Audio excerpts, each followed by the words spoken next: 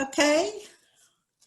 Hello, everybody. Welcome on this freezing wintry night, pre-spring. We're very, very happy to have Mark Gevisser with us tonight. Mark, as you know, is going to be talking about his new book, The Pink Line, Journeys Across the World's Queer Frontiers. And this is quite a book of the moment, and Mark is very busy with his promotion of the book. So Mark, thank you very much for taking the time to be with us particularly. And in preparing for tonight, I was thinking that the first time I ever met you was in Johannesburg in 1990. And it was a particular time and place, and I see that that was when you were involved in the first South African Pride in that year. And over the years, we kind of lost the contact and have carried on our lives in different ways. But I've really always enjoyed reading all your books over the past few years. And my personal favorite is Lost and Found in Johannesburg. It's just one of my all-time favorite books. But after spending the weekend dipping in and out to the Pink Line, I think I've got a new favorite. And I'm sure once you've read it, most of you will also have a new favorite.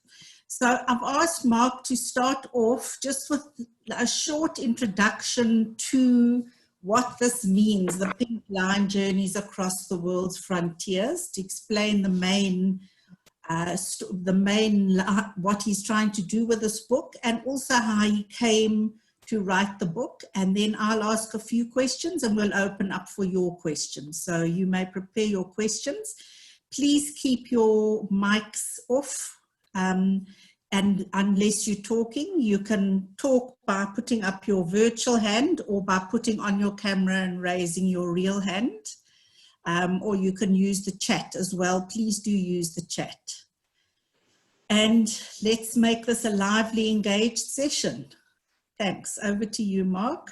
Glenda, it's wonderful to be with you, and thanks for inviting me to your culture club.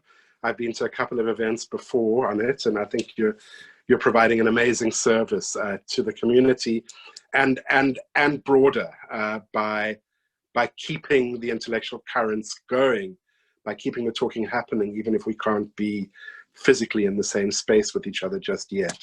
So I suppose the idea for this book came to me, it's been brewing, the idea for this book, since 1990. Since the time I met you, since the time I met Sheila Basel, who's also on this call, who is one of the sort of pioneers of gay and lesbian rights in this country, and of ensuring that the equality of post-apartheid South Africa applies to queer South Africans as well, through our extraordinary constitution, which outlaws discrimination on the basis of sexual orientation. So that's where, back then, in doing that work, in helping set up the first South African Pride March, that's when I first really began thinking about the ideas that I'd kind of integrated and assimilated in the United States, where I went to university and where I came out of the closet and where I joined a gay rights movement that has its roots in Stonewall.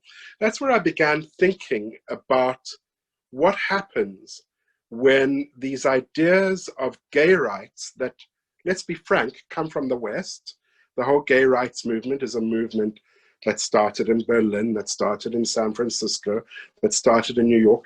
What happens when these ideas travel and get indigenized, get integrated, become part of human rights struggles, of other human rights struggles, like the struggle for apartheid, against apartheid in a place like South Africa? That's the very beginning of it. Sort of fast forward a good 19 years to 2009, when my partner Chetty and I decided to get married. And we were able to get married because we gloriously come from a country that is the 5th one in the world to allow same-sex marriage, to have marriage equality. And Chetty and I decided to get married not because we believe in the institution of marriage, we actually don't, but because he had a job at the United Nations in Paris, and getting married would allow me to have spousal benefits and to move to Paris with him. So getting married had real material benefit for us in our lives. How amazing that we would have the same benefits as any other couple in South Africa in the similar situation. But then I started thinking about it. Firstly, when I got to Paris, and I saw that because Chetty worked for the United Nations, the only reason why I was able to get these spousal benefits was because we came from a country where same-sex marriage was legal. If we had come from Zimbabwe, from Malawi, from Russia, even from the United States in those days, because the Defense of Marriage Act was still in place there, we would not have got this privilege because the UN has to respect the laws of its sovereign members. Now, the United Nations has changed its policy since then, but I came to see how there was this extraordinary new global inequality happening between those countries that were increasingly promoting and defending the rights of all their citizens, including people like me, and those countries who were not yet doing it, or the opposite, were actually increasingly denying rights to people. And I thought about this very strongly when I read, in the same year that Chetty and I got married, another couple from Malawi, Tiwonga Chimbalanga and Stephen Munjeza, held a public engagement ceremony in 2009. But whereas for Chetty and I, it got us a ticket to Paris in this lovely few years in the world's most beautiful city, what it got Tiwonga and Stephen, when they held their public engagement ceremony, was an arrest, a sentencing to 14 years hard labor for carnal knowledge against the order of nature, even though there was no proof of that. All they had done was have a public engagement ceremony. But this engagement ceremony of two people who appeared to be men, it actually turns out that Tiwonga is transgender, caused such a foment in the society and such a fear about this new group of people seeking rights, that the full wrath of the law was brought down on them. And in fact, they were eventually pardoned, and Tiwonga sought exile in South Africa on the basis of her transgender identity and lives in Cape Town. And she's the first person I write about in the book. All of this is to say that I was coming to see, the notion came to me as I compared sort of my circumstances and Tiwonga's circumstances, that a new pink line was being drawn across the world. A pink line is a sort of new human rights frontier as a consequence of the sort of explosive new global conversation around sexual orientation and gender identity. And this pink line was sort of dividing the world between, on both sides, it was being defended by soldiers in a new global culture wars. And on one side, it was people like the Malawian president or the Ugandan president or Vladimir Putin, who was saying, we have to set up a border against this secular, decadent Western perversion that's coming into our society and affecting and contaminating us and contaminating our traditional values and our cultural sovereignty. That was happening on the one side, but something was happening on the other side as well that I think we really have to reckon with, is on the other side, people in the global north, in places like the United States and Western Europe, were drawing a new line, sort of dividing the civilized West from the barbaric rest. And this was one of the ways that you could describe the barbarism of the West, is the homophobia that was happening in the West. And so a gay identity, a transgender identity, became politicized in a whole new way. And what I'm interested in this book is what that meant for people who live on the pink line, for the gay, lesbian, transgender, queer people, trying to kind of live their lives as fully and as safely as possible in a world that had made their identities into something of a battleground. And that's the notion of the pink line. We can talk a little bit more about how I explore the pink line as it sort of travels not only between countries, but through countries. And I think we can see in South Africa how the pink line really travels through this country, because on the one hand, we have the best constitution in the world. I am able to be married, but on the other hand, as we all know, we have this terrible phenomenon of gender-based violence against gender non-conforming people on the ground, punitive rape against butch lesbians, the horrific murder of a young choreographer, Kevin Fortain, in Macassar Township a few months ago, a murder that seems to have been a hate crime. So we can see how the pink line runs through countries rather than just between countries. I think very importantly, and this is a major thesis of my book, the pink line also runs between what you can download if you just have a smartphone and a little bit of bandwidth and some privacy, what you can download and how you can go online and sort of hook into this globalized world where you can be free to be yourself, where you can get information, where you can get support, where you can find communities, where you can even find love. The pink line that runs between that and what happens when you look up from your cell phone into the eyes of a stern and disapproving parent, into the eyes of a church that says that you are that what you're doing is sinful and you're possessed by the demon, into the eyes of a state that says that what you're doing is illegal. So there's a pink line that runs between the sort of the ether, where you can live online in some kind of freedom, even though of course there are new risks as well, and what happens when you go offline.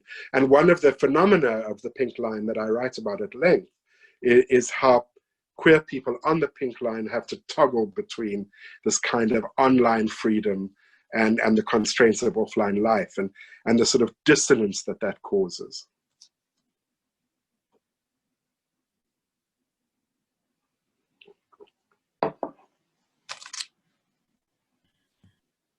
Okay, that explains it even better, Mark. Thanks for that.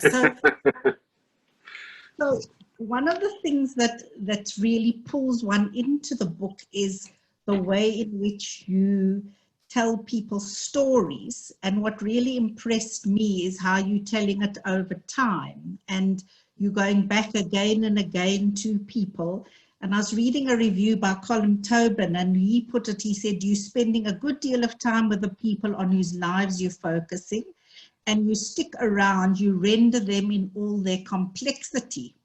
And I think that makes for the richness of the book, and that led to me to ask a lot of questions about how you came to choose those people to focus on, how you came to were able to maintain your relationships with them over time. And was that deliberate, or was it just because the process took too long? Or that the book couldn't finish itself in a way. But also, when you're going back again and again to the same people, what we're seeing in some of the stories is the contradictions that come up with in how you're dealing with them as people and as subjects, that you're reflecting on their movements across and through the pink lines. So can you tell us, to just think a little bit about that? Thank you for that, Glenda. Look, a couple of things to say at the outset. The first is that I took 10 years to write my biography of Thabo Mbeki. And that's because it was an impossible book that I just couldn't finish. And anybody who lived through those times and all the political drama about Mbeki will understand that. This book took me 7 years by choice. It was very different. I wanted to follow people over time. I wanted to see, and most of the people I write about are young people, and I wanted to see how they grew into their identities, and how they grew into their identities in a world that was changing so rapidly, how their identities themselves changed, how they changed the world and how the world changed them. That was absolutely one of the things I wanted to do starting off. And maybe this comes from, Glenda, my love of fiction.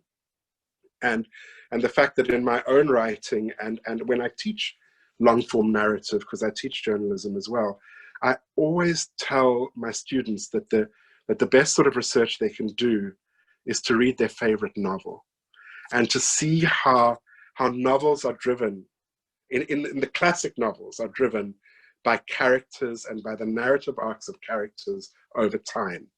How people transform and how that gives us a story that helps us understand the world.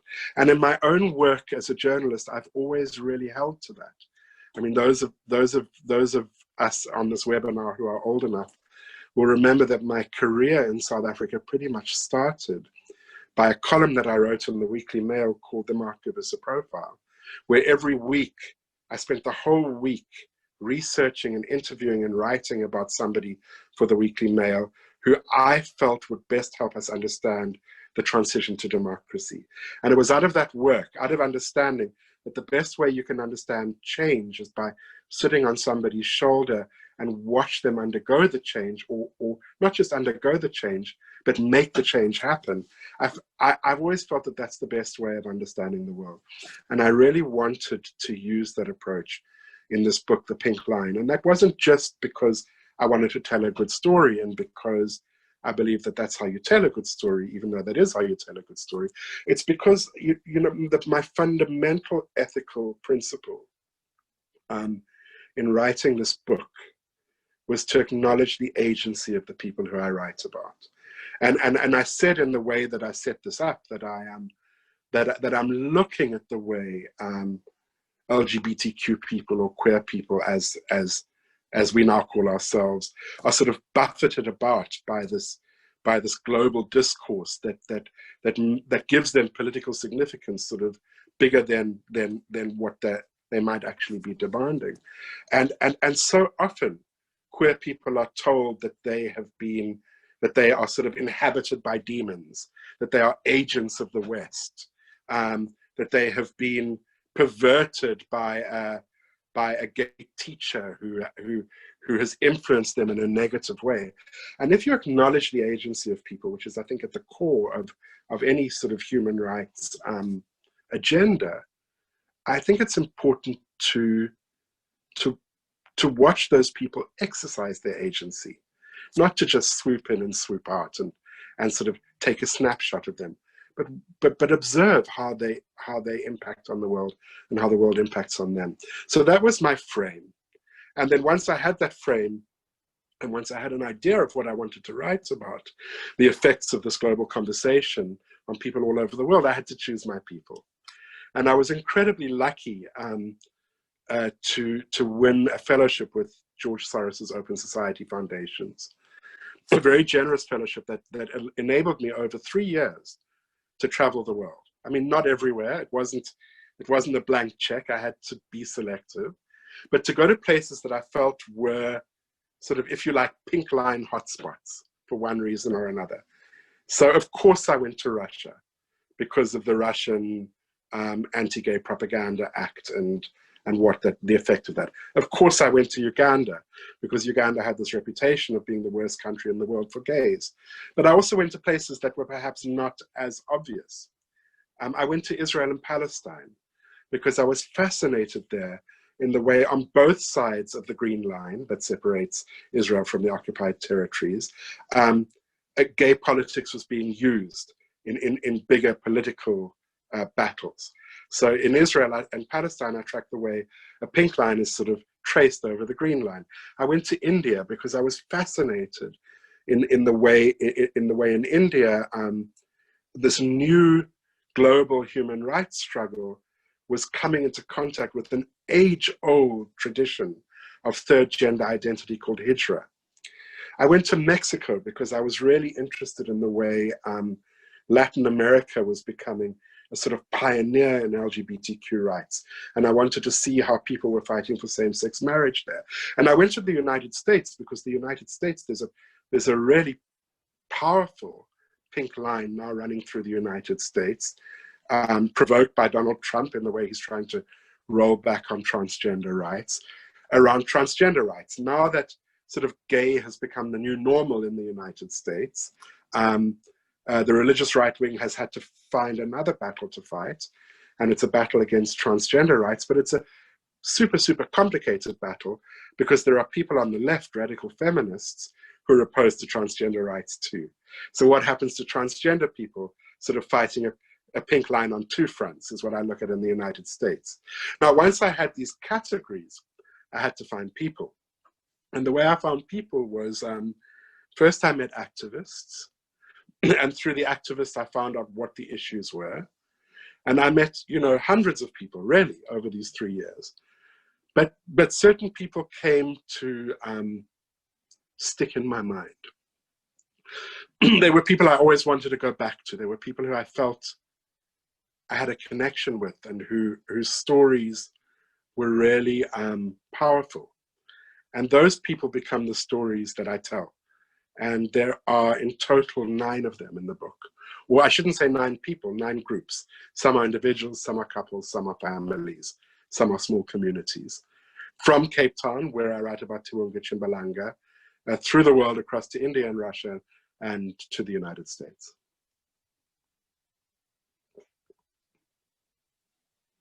Fascinating. Fascinating. I think you writing the book, I've always wanted to do something like this. Well, I mean, I have to say, I do, when I'm able to do work like this, I just think, you know, what did I do to deserve such luck? Yeah. To have this excuse to be able to sort of satisfy my curiosity and work at expanding my mind and hopefully expanding the minds of my readers too. That's really what excites me about a job like this. Sorry to interfere, but it's not luck, Mark. It's also ability and capacity. Don't sell yourself short.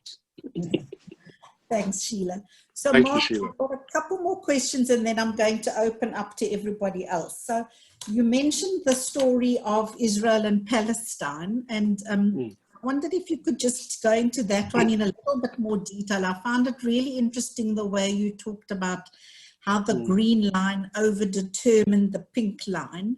And I think there you found one of the most complex intersections of the personal and the political and the queer politics and the national politics. Sure. Well, you know, as some people on this webinar might know, Israel, the state of Israel, the Jewish state of Israel, has become a very open place for LGBTQ people. I mean, of course, same-sex marriage isn't allowed there because only religious officials can preside over marriage. But if you have a same-sex marriage elsewhere in the world, it's recognized in Israel. And the Israeli LGBTQ rights movement is a really powerful and vibrant one. And Tel Aviv is really one of the gayest cities I've ever been to. And anybody who's been to Tel Aviv Pride it's astonishing. I mean, half of the city is at Pride. Everybody is at Pride. So you've got a society that really has entrenched equality for LGBTQ people. But it's accused by doing this by human rights activists, by many human rights activists, including Israeli human rights activists, of using this pro-gay policy to pinkwash its appalling human rights record when it comes to Palestinians, and to promote itself, particularly to the West, as this beacon of multiculturalism and equality in this very hostile territory, the Middle East. And of course, it's aided and abetted in this ideological program by the fact that because of culture, because of religion, and because of law, in the Middle East, there are no other countries where there are LGBTQ rights. That is a fact. But what happens then is that, that's the politics of it. Now you can imagine that if Israel promotes gay rights as a way of sort of whipping Arab culture and Muslim culture, you can imagine what some Palestinian nationalists think about the gay agenda. They see it as a stick being used to beat them. And they see it as a way that Israel is trying to dominate them. And they're aided and abetted in this by a fact. And the fact is, and this is verified, and I write about it in my book, that Israel is not beyond, in fact, it makes a point of finding vulnerable Palestinians and co-opting them to work as informers or agents in the occupied territories. And one of the people I interview in my Israel-Palestine chapter is a young man I called Nabil, who was arrested, and I tell the story of how he came to be arrested, when he was in Jerusalem with his Israeli Jewish boyfriend, and he was blackmailed. a Shin Bet official basically said to him, if you don't inform for us on what's happening at Birzeit University, we are going to let your very conservative community back at Nablus know how we found you and what you were doing in Israel with your Jewish boyfriend. He fled to Canada, where he now lives in exile. So what does it mean for queer people, and particularly queer Palestinians, to live on that pink line? The way I try and explore that is by looking at the lives of two couples, one in Ramallah and one in Tel Aviv. The Ramallah couple is Nabil, the man I've just told you about, and his husband, Dan. They actually came to South Africa to get married. And the other couple is Fadi and Nadav, a Palestinian man and his Israeli Jewish boyfriend, who live in Jaffa, south of Tel Aviv, part of Tel Aviv. And really the soul of this piece is I think, Fadi, who is one of my favorite characters, because he is so articulate about what it means to be valued and validated as a gay man. He's an Israeli citizen, so he has all these rights, and yet be denigrated as a Palestinian man. Be classed as a second-class citizen, which is how he sees himself, as a Palestinian man and as an Arab, even though he's kind of celebrated as this gay man. And through the relationship of Fadi and Nadav, I explore this very complex situation. It was incredibly moving. Thank you for that. So I'm going to ask my last question, and you can all start getting your questions ready. And my last question is about your conclusion, because I found that very thought-provoking. So you're saying, you're drawing on a line to say that people who are struggling and suffering, that it will get better. And this is the consolation line. And you're saying that you wanted to tell us stories of triumph and resilience over the pink line. But then you ask the question, will it actually get better? And what if people hadn't had that exposure, like you explaining over the internet, or that other world that they can be glimpsing? And then what I found most interesting is how you're saying, but actually what counts is how they create their sense of self-identity and their agency and their choices, despite what the world is throwing at them. Can you just talk a little bit more about that? Because I've spent a lot of time thinking about that since I read it. No, I mean, it's very, you've really put your finger on one of the complexities that I wanted to tease out in this work. You know, we all wanted to get better. We all do the work we do, those of us who have a conscience, those of us who were or are activists. So many people on this webinar do what we do because we want the world to be better, because we want the long arc of history to bend towards justice, using that famous phrase that Martin Luther King made famous. And it doesn't always happen that way. And I think what's really important to understand about this new globalized LGBTQ rights movement that has become such a globalized movement because of globalization, because of the digital revolution, because of mass migration, because of commodity capitalism, because of the way that there's sort of global brands, you know, like Starbucks, where, you know, where it's cool to be part of this global village, and part of the brand is that you're open to everyone, including gay people. All of this has impacted on a sort of global discourse. But it's also had a counter effect. It's had a very powerful backlash.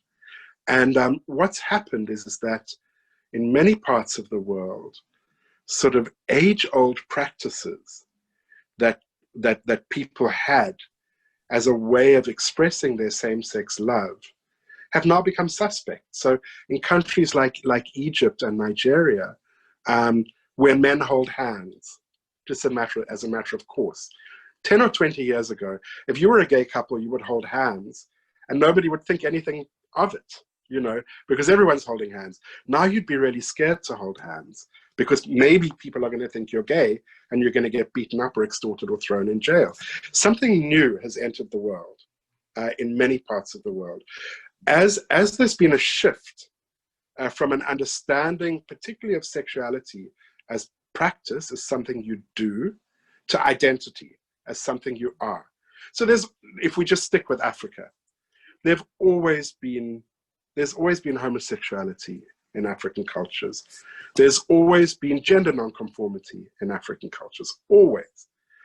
But it used to be, and it still is in many parts of Africa, that you sort of express your homosexual desire on the down low while doing what the patriarchy needs you to do, which is get married, have children, have babies, keep the bloodline, the clan, the whatever flowing.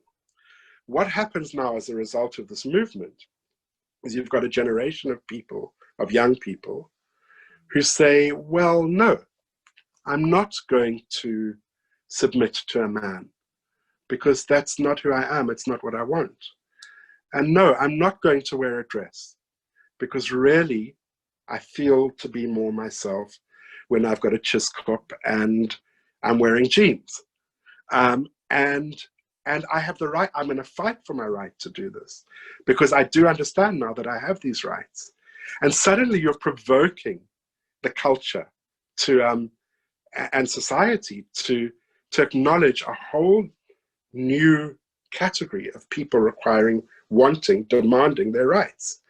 And this throws age-old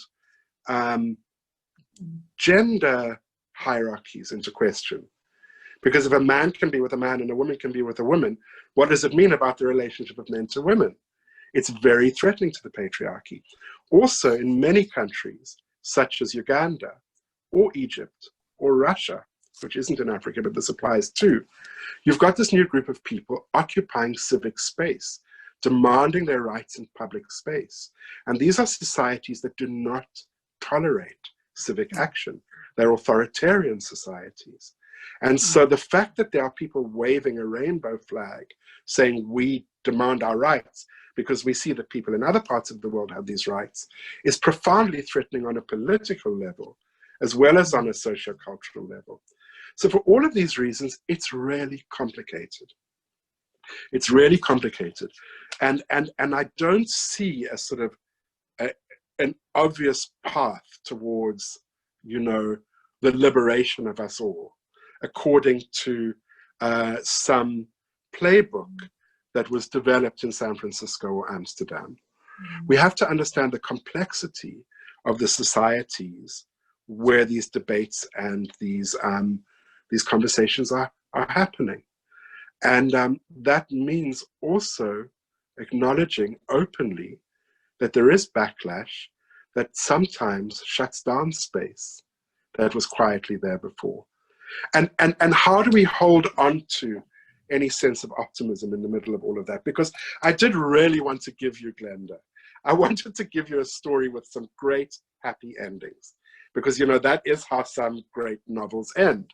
But, you know, I wasn't able to do that for several reasons.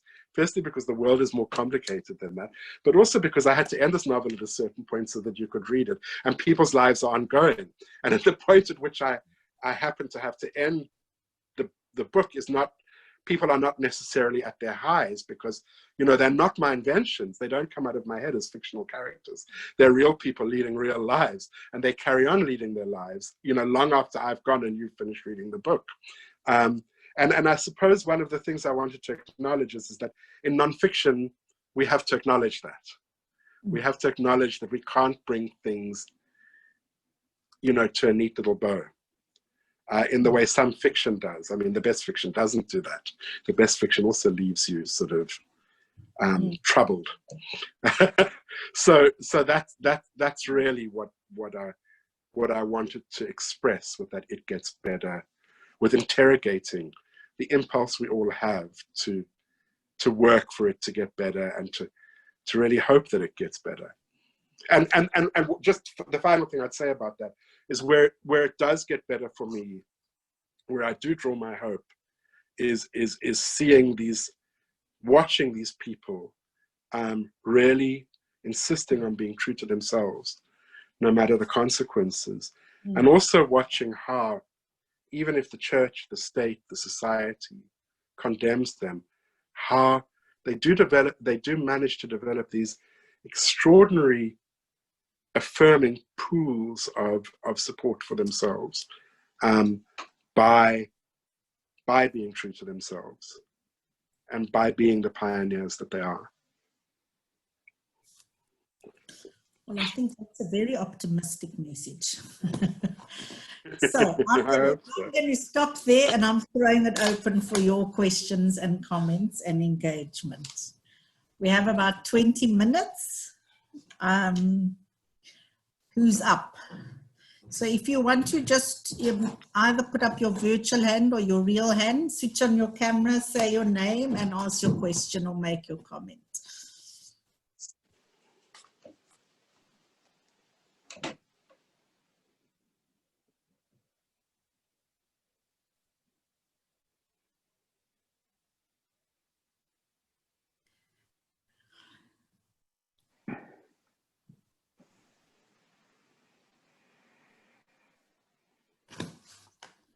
Hi, Mark.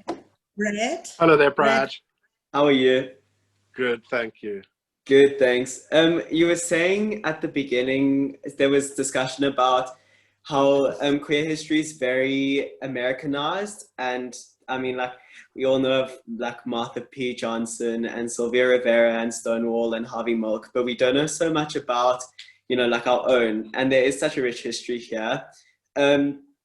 And I've always wondered, to what extent did Stonewall and American, you know, queer liberation narrative influence at least our own in South Africa? Okay. Thank you for that question. So just so that we're all on the same page, Stonewall was this rebellion outside a gay and transgender club, even though transgender wasn't the word used then, on Christopher Street in 1968, against a police raid. And it was out of Stonewall, which was led by queer transgender people of color, Marsha P. Johnson and Sylvia Rivera and others, that a gay rights movement developed in the United States. And the slogan of the gay rights movement is best encapsulated by Harvey Milk, an amazing gay politician who was a city councilor of San Francisco who was assassinated. And Harvey Milk's slogan was, "Gay brothers and sisters, come out wherever you are." And this, two things. The gay rights movement didn't actually begin in the United States. It began 6 decades previously in Berlin. But that's another story. And it's an interesting story because even though, it's an interesting story that talks to your question, Brad, because even though a gay rights movement or a homosexual rights movement began in Berlin, what do they call Pride in Germany today? They call it Christopher Street Day, after the Stonewall Rebellion. And that says something about the power of the American hegemony, of American popular culture the world over. And of course, if the Germans, who really are responsible, an incredible German Jewish sexologist called Magnus Hirschfeld, responsible for this notion of rights being extended to people who are sexually non-normative or different. If even Germany has a Christopher Street Day parade, where does that leave the rest of us in terms of the, you know, what comes from America and how we absorb it, in the way we absorb American popular culture, in the way we have ever since the entertainment industry and the news industry kind of started beaming itself out from New York and Los Angeles. So yes, and I mean, it'd be interesting to get Sheila Basel to talk to this as well. When pioneers such as Sheila were thinking about gay and lesbian equality in South Africa, there must have been an imprint of the gay rights movement as it had come from the United States. When we started planning a Pride March in Johannesburg in 1990, I mean, we were using a cultural form, a Pride March, that comes from America, no doubt about it. But what we were trying to do was, I mean, what is a word? Indigenize it, make it connect with where this country was and what this country had come through. And it was the Pride March, the first Pride March, was led by an amazing man called Simon Nkodi, who I hope you know about, who was the Delmas trialist who came out to his fellow trialists, including Tera Lakota, when he was on trial for treason against the apartheid state. There are all these other traditions that the South African movement has drawn on to create some sort of, what I hope is some sort of hybrid. And what I'm interested in is from those early days onwards, how these local movements in places like Mexico or India, I mean, it's a little bit harder in Russia, but in places like Nigeria and Uganda too, where there are age-old traditions of, as I said, of gender nonconformity, how there's not one. It's not like you can wrap any LGBTQ or queer movement in the same rainbow flag. That rainbow flag is just the wrapping, and when you open up that wrapping, you find incredibly different histories, traditions, canons of heroes, ways of looking at the world. Sheila, I'd love you to answer that as well, since you were there in the early days. You see, I was thinking about it. My kind of question I was going to ask you was, how much did you take from our struggle in South Africa with you as you went around? But you can come back to that. There were different strands here. When I was chair of Gaza 6010, which was a white, pretty much male group, they were very connected to Christopher Street, because many of the people in 6010 would go to New York for, many of them, that's where they had their sex, because it was still illegal here in South Africa. Well, it was illegal there too, but... Yeah, it was, but people felt safer going and doing it across the ocean. Sure, of course.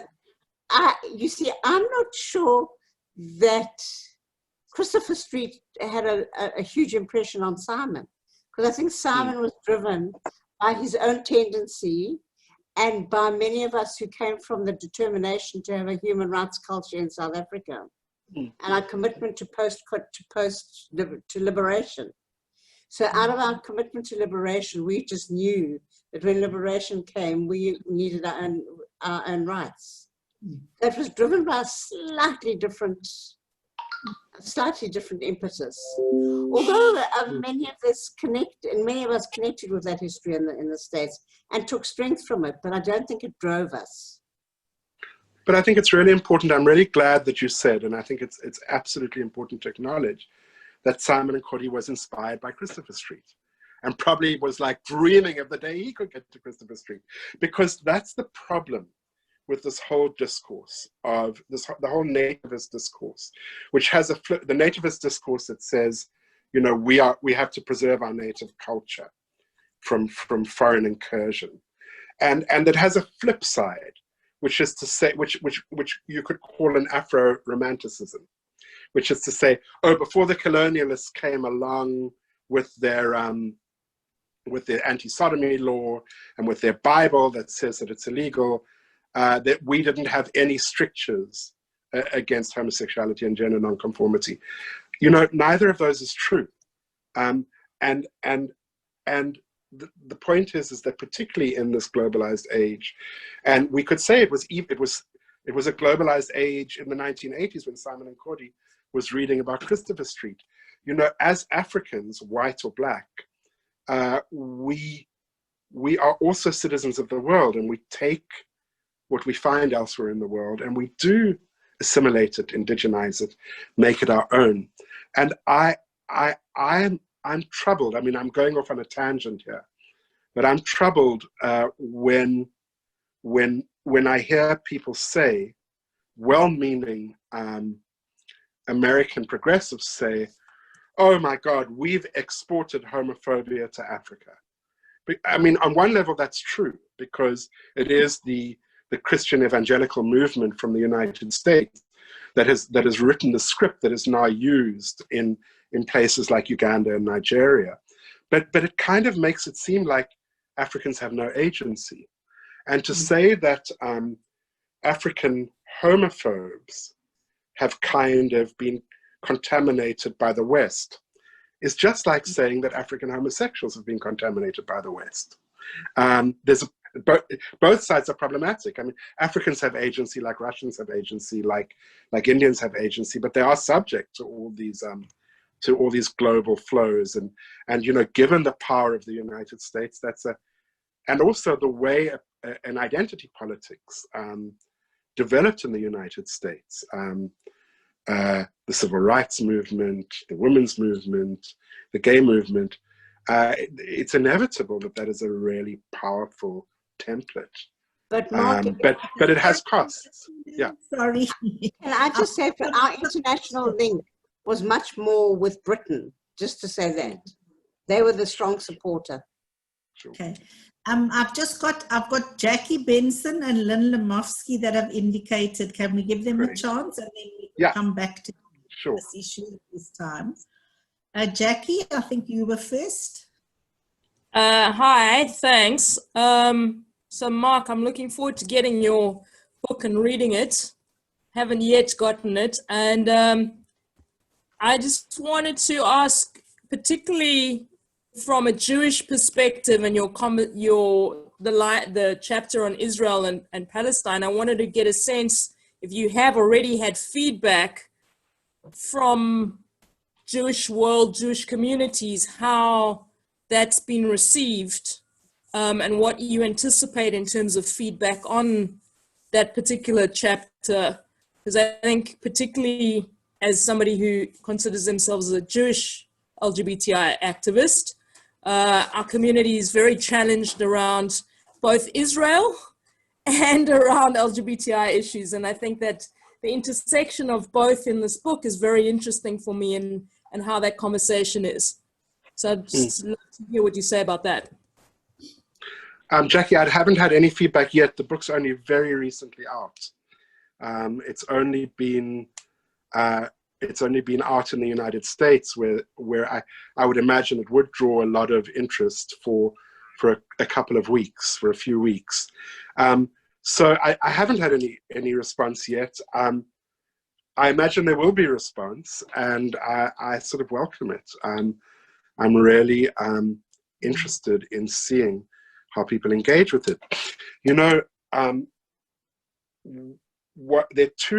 believe that there are two reasons why the Israeli state has been so supportive, the secular Israeli state, the secular part of the Israeli state has been so supportive to LGBTQ rights, and why Israelis, including some religious Israelis, have been supportive about LGBTQ rights more than might be expected. And this is evident in polls, that every community except for the Haredi, in every community except for the Haredi community, there's a majority of people in Israel who believe that there should be some form of equal rights for LGBTQ people. Astonishing.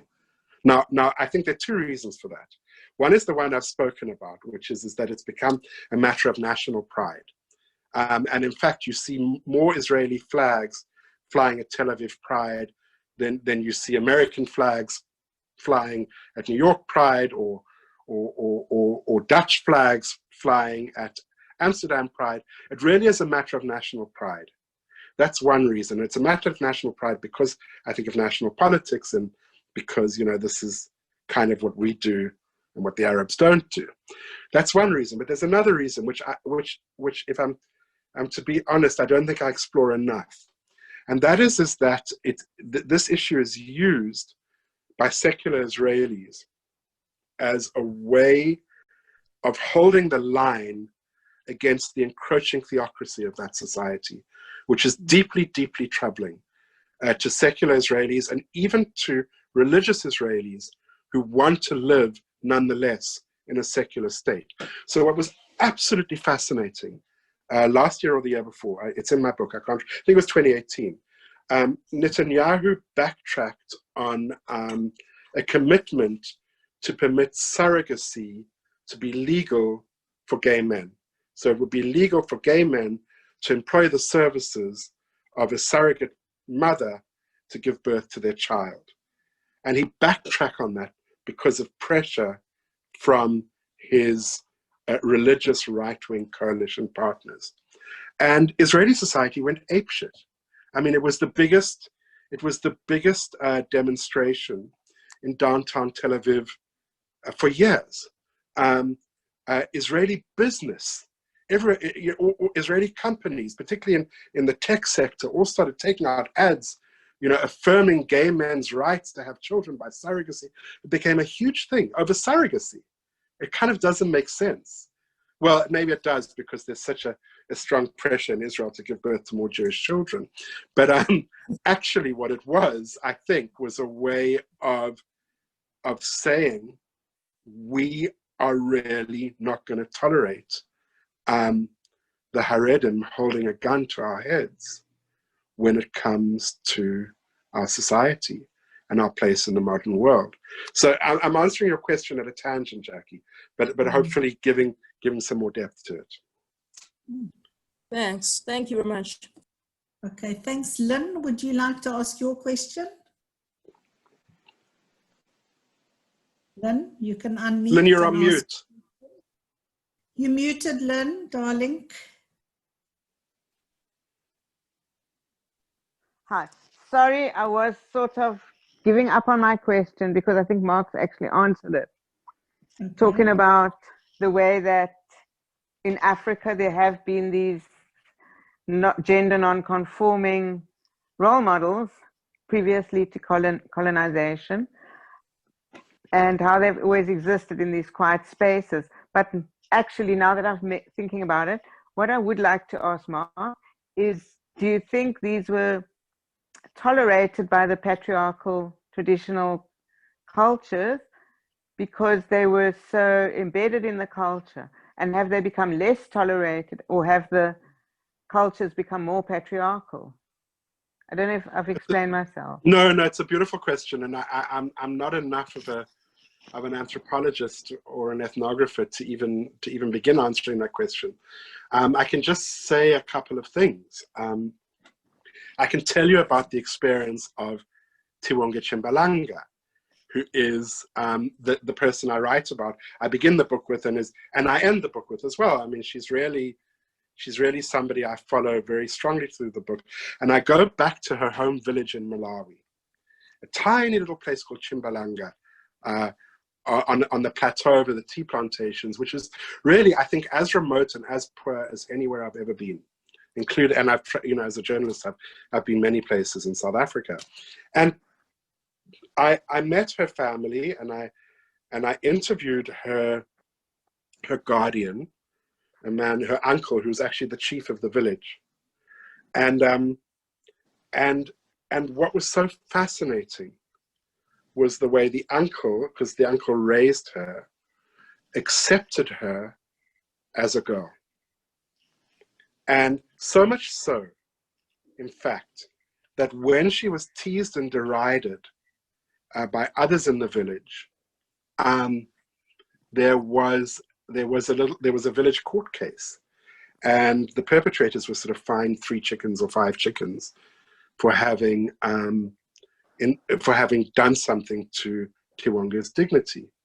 Now, amazing, you might say, like, wow, here's pre-colonial African society where this male-bodied girl child could be a girl.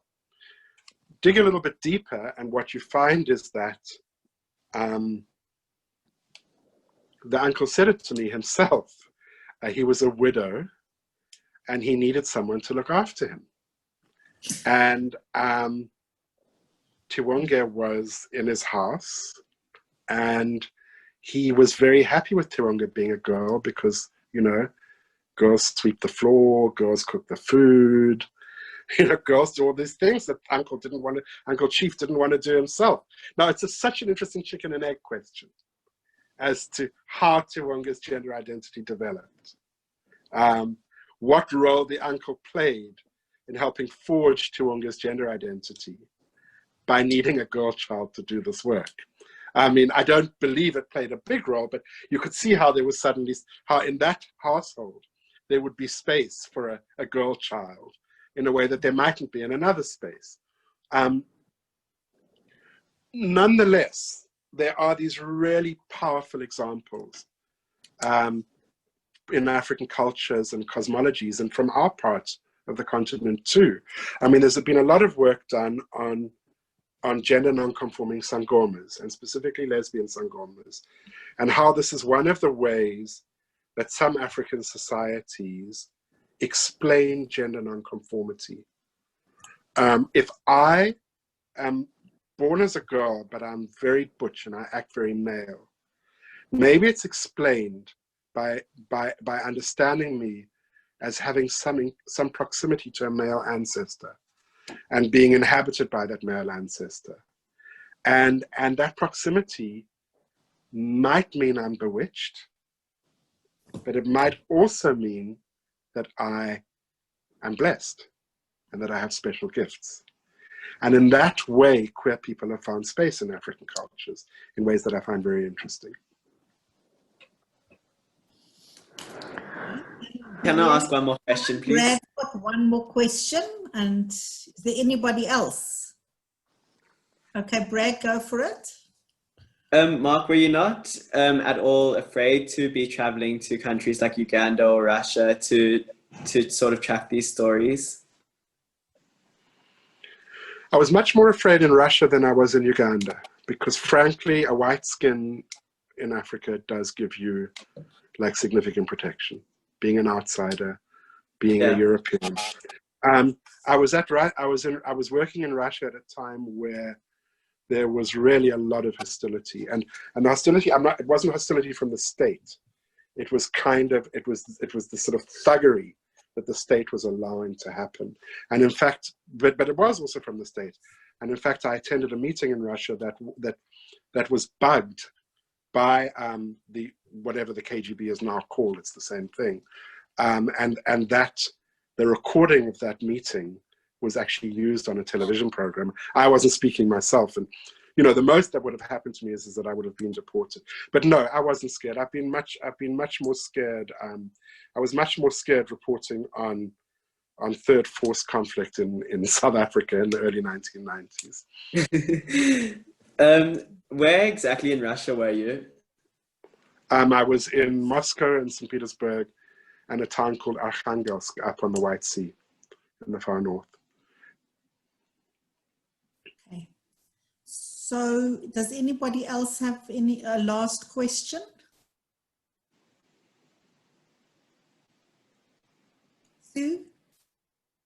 Sue, go ahead, unmute yourself. And this will be our last question. Go for it, Sue. Not sure, but you've mentioned quite a lot of it already. And drawing, firstly, Mark, I haven't finished the book, but I've loved everything that I've read. Your narrative, descriptions, your sensitivity to the people comes through, and your understanding of the politics. But I'm interested in this pink line of the political divide of the and maybe we don't have time to continue that. You've started talking about how it's caused that, like, for example, Eastern Europe are very, I'm using Eastern Europe as a term, but maybe I should be using Poland or Ukraine or Russia, seeing LGBT rights as Western ideas coming through. But then there's also, you spoke about it in a book, and I suppose I want to expand on it a bit, is the other way around, where it's anti-migration. Is anti-migration coming through, being used in the same, that pink line? So I just wanted a little to Sure. unpack. I mean, Thank you, Sue. I mentioned that in the beginning when I said that there were soldiers on both sides of the pink line using it to sort of draw a line. And in Europe, it's sort of used to draw a line against a sort of new barbarity. And there's been a really powerful movement in the European far right, pioneered by a Dutch politician called Pim Fortuyn, to say, this is why we cannot allow Muslims and immigrants into our society, because they are homophobic, and part of European culture and civilization includes the acceptance of gay people, and these Muslims bring these homophobic ideas from their barbaric parts of the world to our continent, and this is why we have to keep them out. And almost every anti-immigration right-wing political party in Europe has used this tactic. Marine Le Pen has said it in France. Even though she's opposed to same-sex marriage, she's not opposed to asking gay people to vote for her because she's going to protect them against homophobic Muslims. And it is such a perversion of a human rights agenda to use LGBTQ rights in that way, to kind of make of gay people some kind of excuse for why you want to deny rights to other people. It's a form of pinkwashing, in fact, such as what I described in Israel.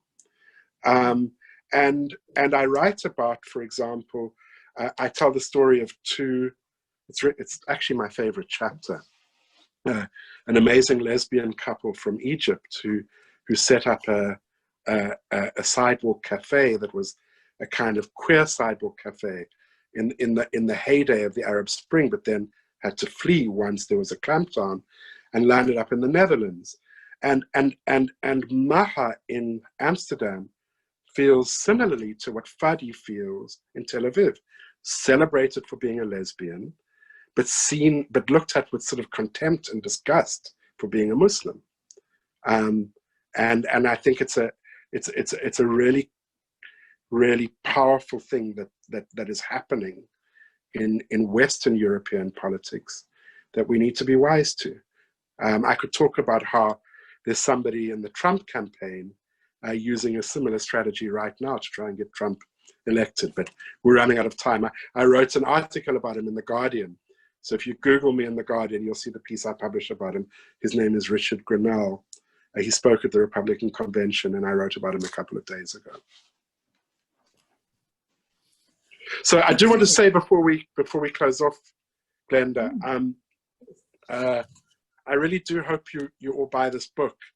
And I want to encourage you, please, if you do buy it, to buy it from Cape Town's incredible independent booksellers, because they really, really need our support. And I'll name them. It's Cork Bay Books if you're in my side of the world, and it's the Book Lounge or Clark's Books if you are in town. And I want to tell you as well that I've got a special arrangement with the Book Lounge, which is that if you buy the book from them and you want me to dedicate it to you personally, I will do so. I go in there once a week, or they come to me to write the dedications, and they will deliver it to you for free if you're within a 20-kilometer radius from the Book Lounge. So get in touch with them and they can make that happen. And also, there have been a couple of chat messages saying, can people get in touch with me? Yes, of course, please. I would love to carry on this conversation with all of you individually or together. And you can reach me either through Glenda or by going onto my website, which is www.markgevisser.com. And there's a sort of reach me box there, and I'll get an email from you. Fantastic. So you took half of my closing comments, because sorry.